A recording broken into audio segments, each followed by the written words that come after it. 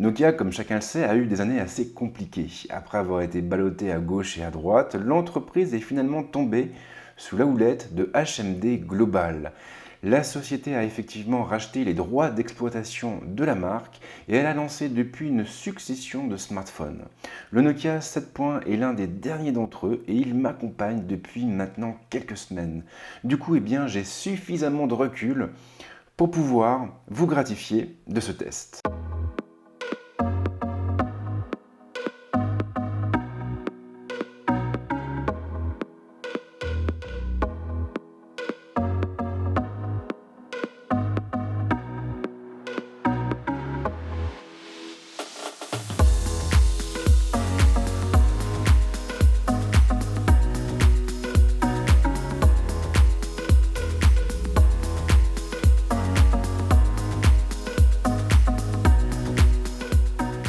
Ce test justement ira assez loin.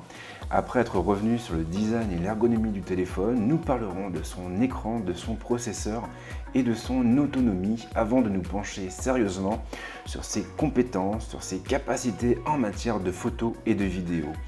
On terminera ensuite en parlant des Nokia True Wireless Earbuds qui sont les derniers écouteurs sans fil de la marque. On a donc pas mal de pain sur la planche.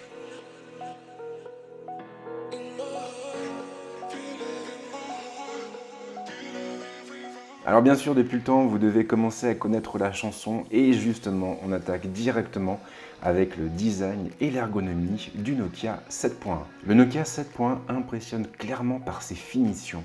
En dépit de son positionnement milieu de gamme, le terminal est en effet doté d'un beau boîtier en verre et d'une armature métallique finement ciselée. Nokia a en effet décidé de teindre les bordures en noir et donc de la même couleur que la plaque arrière, tout en conservant des liserés argentés brillants, histoire de renforcer l'aspect premium du téléphone. Et ça fonctionne bien. Ces fameux liserés donnent beaucoup de cachet au terminal, d'autant que Nokia a appliqué exactement le même traitement aux boutons physiques du téléphone. Des boutons qui, en l'occurrence, sont tous placés sur la tranche droite du terminal. Le Nokia 7 Point est assez compact, assez petit, et il est également très confortable en main grâce à son point contenu et à ses lignes allongées. Il sera tout à fait possible de le piloter à une seule main sans trop de difficultés et sans avoir à se contorsionner. L'écran est assez imposant, mais il est aussi encadré par des bordures épaisses sur les côtés et en haut. Pour ne rien arranger, la partie supérieure de la dalle est coupée d'une encoche et on trouve en plus un menton large de quelques centimètres en bas. Un menton où apparaît le nom de la marque. Si la présence de ce bandeau est tout à fait logique compte tenu du positionnement tarifaire du terminal, un terminal qui est proposé sous la barre des 350 €, on peut tout de même déplorer que ce fameux bandeau ne soit pas mieux exploité par le constructeur. En ce qui me concerne, j'aurais vraiment aimé pouvoir retrouver à cet endroit un lecteur d'empreintes digitales, ou même des contrôles capacitifs. Pour moi, la pilule aurait été clairement plus facile à avaler. Bon point en revanche, l'encoche n'est pas très large et elle fait globalement la taille de l'encoche du P20 ou du P20 Pro. Au bout d'un certain temps, on finit donc par l'oublier. Contrairement à bon nombre de constructeurs, Nokia n'a pas fait l'impasse sur la prise casque. Elle est en effet placée sur la tranche supérieure, celle du bas étant pour sa part réservée aux haut-parleurs et bien sûr aux connecteurs, qui est proposé ici au format USB type C. Le module photo comporte pour sa part deux optiques et deux capteurs empilés les uns sur les autres. La pièce est élaborée en partenariat avec Zeiss et elle intègre également un flash double ton.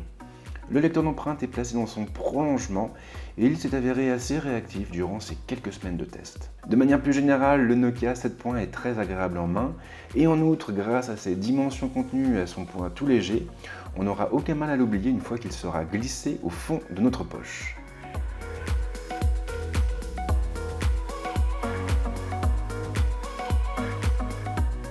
Côté design, il y a du bon et du moins bon, mais il n'y a pas que le physique qui compte et justement, le moment est venu de nous pencher sur l'écran, le processeur, l'autonomie et le modem du Nokia 7.1.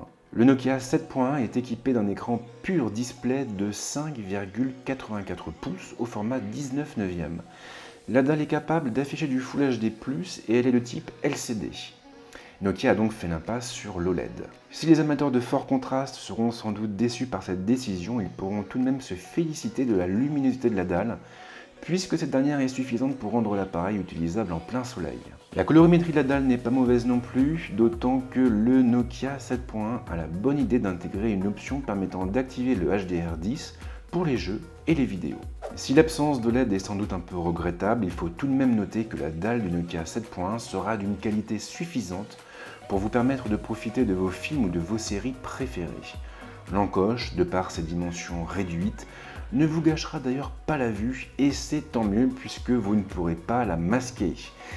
Et oui, la plateforme n'embarque en effet aucune fonction permettant de le faire et il faut avouer que cela manque un peu. Côté puissance, Nokia a opté pour un Snapdragon 636 couplé à 3 ou 4 Go de mémoire vive pour animer son téléphone. Le stockage se trouve pour sa part entre 32 et 64 Go extensible en fonction des configurations. AnTuTu a gratifié le terminal de 116 162 points et ce n'est pas énorme. Le Nokia 7 points, comme chacun le sait, a un avantage de taille par rapport à ses concurrents. Il fait partie du programme Android One et il est donc dépourvu de surcouche. Toutefois, et aussi étrange que cela puisse paraître, cette particularité ne suffira pas à lui faire éviter des latences ponctuelles qui surviendront à mesure que vous le chargerez en application. Ces lenteurs sont assez agaçantes au quotidien et on espère bien entendu qu'elles pourront être corrigées par le biais des futures mises à jour logicielles prévues par Nokia. Il ne faudra pas non plus espérer pouvoir lancer de gros titres gourmands avec les détails au maximum. En réalité, l'appareil ne sera pas en mesure de les faire tourner correctement dans cette configuration et vous devrez donc faire preuve d'humilité pour profiter de vos jeux préférés. C'est d'autant plus vrai pour les titres multijoueurs. Côté autonomie, le Nokia 7 points est équipé d'une batterie de 3060 mAh. Et on ne va pas se mentir, ce n'est pas énorme, encore moins avec un écran LCD. Sans surprise, le terminal n'est donc pas ébouriffant sur ce plan et il pourra difficilement tenir plus d'une journée avec une utilisation mixte. En vidéo et en jeu, son autonomie chutera bien entendu drastiquement. L'appareil est compatible avec la charge rapide et il aura besoin de seulement 30 minutes pour retrouver la moitié de sa capacité de charge. Attention cependant, car il faudra patienter le triple pour se retrouver avec une charge complète. C'est évidemment un problème et encore plus pour les personnes qui se trouvent toujours sur la route ou entre deux rendez-vous. Si vous me suivez depuis un moment, alors vous savez sans doute que NPerf fait partie de mon protocole de test. L'application me permet en effet d'avoir une idée plus précise des capacités des modems embarqués à bord des appareils testés. Le Nokia 7 points a bien entendu eu droit à ce traitement de faveur lui aussi avec ma SIM-Soch et depuis mon bureau situé en région parisienne. Le terminal a atteint un débit descendant de 81,50 Mbps par seconde et un débit ascendant de 15,55 Mbps par seconde, le tout avec une latence de 29 millisecondes.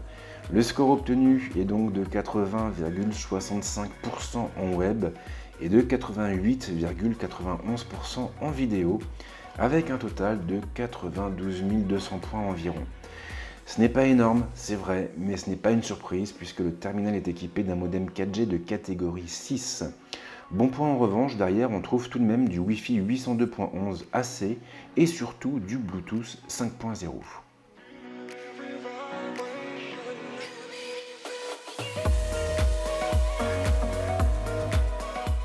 Le Nokia 7 points profite, tout comme les derniers appareils de la marque, du partenariat tendu entre HMD Global et Zeiss. Toutefois, et pour être parfaitement franc avec vous, compte tenu de son positionnement tarifaire, je ne m'attendais pas à être vraiment surpris de ce côté-là. Et figurez-vous que je me suis lourdement trompé, car en réalité, ce petit téléphone m'a beaucoup impressionné sur le terrain de la photo et de la vidéo. Le Nokia 7 points embarque un module photo double composé d'un capteur principal de 12 millions de pixels, un capteur qui s'accompagne d'une optique ouvrant à 1.8. Et de l'autre côté, nous avons un capteur secondaire de 5 millions de pixels couronné d'une optique ouvrant à 2.4. Il peut filmer en 4K et il embarque également à son bord une caméra frontale de 8 millions de pixels accompagnée cette fois d'une optique ouvrant à 2. Sur le papier, le Nokia 7 points n'a rien d'extraordinaire, mais il suffit de se pencher pendant quelques minutes sur ses photos pour se rendre compte qu'il met la barre un cran plus haut que ses concurrents. En pleine lumière, le Nokia 7 points est ainsi capable d'obtenir de très belles photos avec un piqué marqué et un niveau de détail élevé. y compris sur des scènes très complexes. La colorimétrie tourne juste et l'appareil peut ainsi produire des images avec des couleurs très naturelles.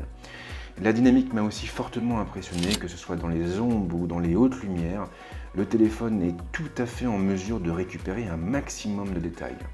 Alors je m'attendais évidemment à ce que les performances du Nokia 7.1 s'écroulent en intérieur. Nos smartphones ont beau être très perfectionnés, ils sont encore tributaires de leur taille. Et du coup, ils embarquent généralement des capteurs photo qui sont assez petits, assez compacts et qui ne peuvent donc pas récupérer un maximum de lumière. C'est précisément pour cette raison que leur performance s'écroule dans des conditions lumineuses difficiles. Eh bien, contre toute attente, le Nokia 7.1 s'en est plutôt bien sorti sur ce terrain-là. Alors c'est vrai, le Nokia 7.1 aura un peu plus de mal en intérieur, mais il réussira tout de même à produire des images très détaillées. Le meilleur exemple est sans conteste celui du vieil argentique à souffler présent sur mon bureau. Le texte situé autour de l'objectif est parfaitement lisible sur les photos prises avec le téléphone, et ce alors même que l'appareil se trouvait dans une zone peu éclairée. Alors c'est vrai, le Nokia 7.1 ne pourra pas non plus supprimer tous les artefacts présents sur l'image, mais ces clichés resteront parfaitement exploitables. Comme beaucoup de téléphones maintenant, le Nokia 7.1 propose un mode bokeh. Grâce à son second capteur, il sera en effet capable de récupérer des infos sur la profondeur de champ et de simuler un bokeh comme ceux que l'on peut obtenir sur les réflexes et hybrides avec des optiques proposant une grande ouverture. Si le flou ne sera pas aussi doux et chaud que ceux de nos appareils photo, il reste tout à fait convenable. Mieux, il tombera aussi le plus souvent juste. Sur la photo de ma tasse à café, par exemple, on voit bien que le téléphone n'a pas oublié de flouter le chat qui apparaît à travers l'anse. En outre, les contours de l'objet restent bien nets, et ce alors même que la lumière n'était pas folichonne. La partie vidéo n'est pas mauvaise non plus. Une fois encore, il sera possible d'obtenir des séquences très détaillées, avec une belle colorimétrie et une dynamique correcte. Le stabilisateur n'est pas parfait en revanche, et il ne pourra pas supprimer tous les micro-tremblements. Du coup, il faudra fatalement investir dans un gimbal. Maintenant, il faut tout de même rappeler que le prix de ces accessoires a beaucoup baissé ces dernières années et on trouve aujourd'hui des produits chinois à moins de 100 € sur le marché. La caméra frontale est elle aussi de très bonne qualité et elle m'a agréablement surpris. Encore une fois, le Nokia 7.1 peut obtenir des images très détaillées et surtout on n'a pas de lissage induit par un beauty mode ou un bug quelconque. Côté son, on ne va pas se mentir, le bilan est vraiment mitigé. Le Nokia 7.1 est équipé d'un seul haut-parleur et ce dernier se trouve sur la tranche inférieure. Nous aurons donc souvent tendance à l'étouffer lorsque nous tiendrons le téléphone à l'horizontale pour regarder des vidéos ou même des séries. En outre, la pièce manque un peu de puissance et elle ne s'accompagne d'aucun haut-parleur secondaire. Et il faut bien l'avouer, quand on a goûté au son stéréo sur un téléphone, c'est très difficile de revenir en arrière. Après, le rendu sonore n'est pas mauvais, c'est vrai, mais il faut reconnaître que ça manque beaucoup de basse. Et du coup, on se retrouvera souvent avec un son un peu criard lorsqu'on poussera le volume à fond. Mais histoire de vous permettre de vous rendre plus facilement compte de ce qu'il est possible d'obtenir avec le Nokia 7.1, je vous propose une petite démo.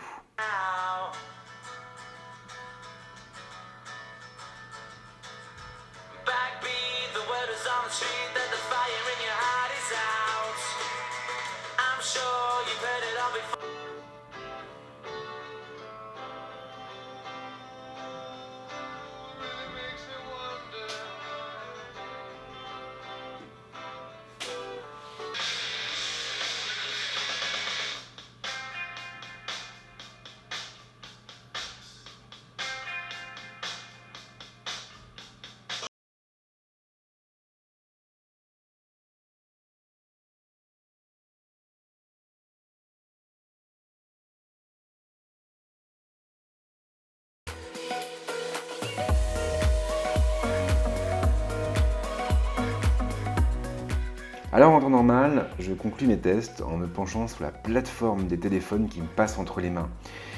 Maintenant, dans ce cas précis, il faut rappeler que le Nokia 7.1 est livré avec une version pure d'Android et plus précisément avec Android 8.1 Oreo. L'appareil est totalement dénué de surcouches et dans la mesure où j'ai déjà abordé cette version d'Android dans différents tests, j'ai préféré me focaliser sur l'accessoire dévoilé en même temps que le téléphone et donc sur les Nokia True Wireless Earbuds.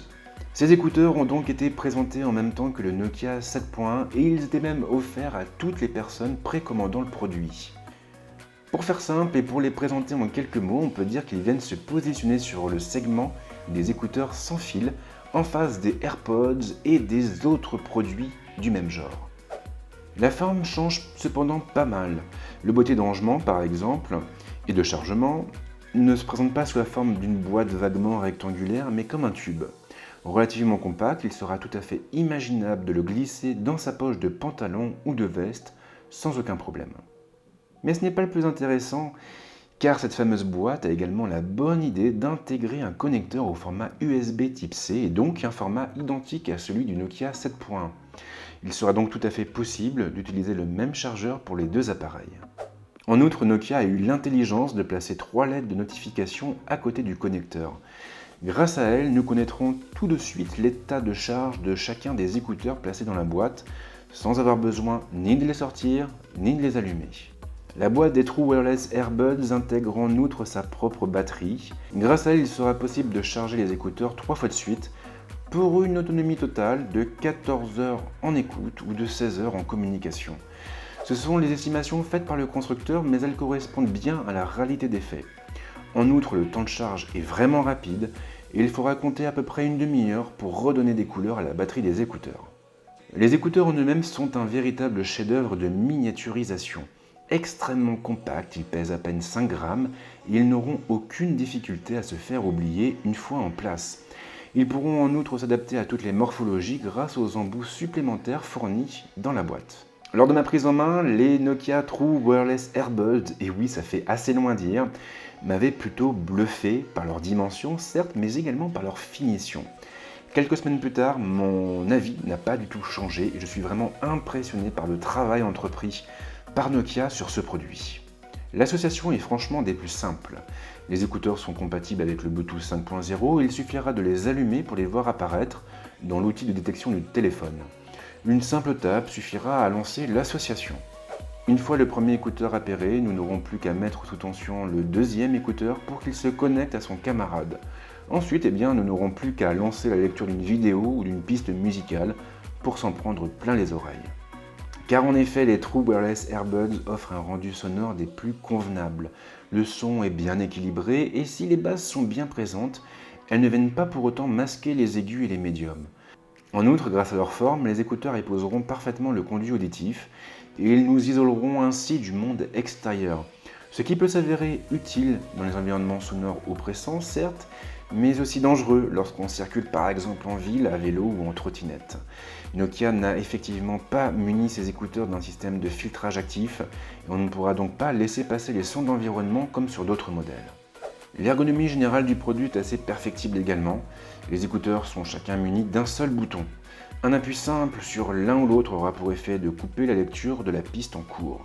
Un appui double à droite augmentera le volume sonore d'un cran. Un appui double à gauche aura l'effet inverse. Et pour passer à la piste suivante, il faudra maintenir le bouton de droite enfoncé pendant quelques secondes. Du coup, vu le système mis en place, il faudra s'assurer de bien placer les écouteurs de telle façon à ce que leurs boutons ressortent du conduit auditif. Ce n'est pas forcément très pratique, j'aurais vraiment préféré avoir un système de gestures ou de tapotement comme ce que l'on trouve chez la concurrence. Maintenant, il ne faut pas oublier que les Earbuds sont proposés à un prix tournant autour des 140 € et donc il a fallu faire quelques concessions.